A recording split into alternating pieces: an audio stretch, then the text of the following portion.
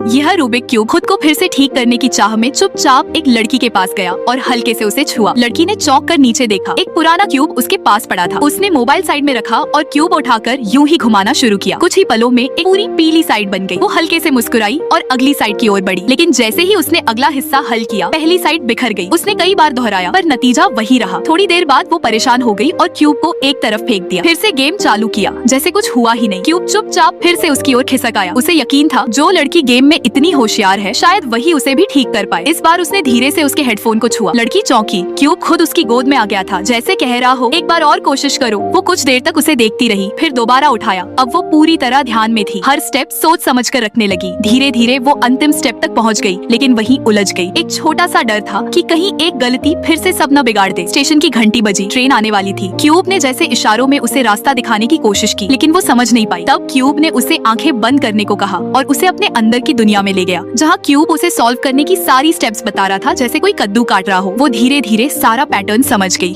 Train bus आने ही वाली थी। उसने चौंक कर आंखें खोली और आखिरी बार क्यूब घुमाया। अब क्यूब पूरा हल हो चुका था। वो कुछ देर तक उसे देखती रही, मानो इंतजार कर रही हो कि अब वो उसे शाबाशी देगा, लेकिन क्यूब अब फिर से शांत था। उसने गहरी सांस ली, क्यूब को बेंच पर रखा और ट्रेन में चढ़ गई। उसी वक्त एक अधेड़ उम्र का आदमी दौड़ता हुआ आया, लेकिन ट्रेन छूट चुकी थी, जिसे देख क्यूब में फिर से हलचल हुई और वो दौड़ पड़ा उस आदमी की तरफ।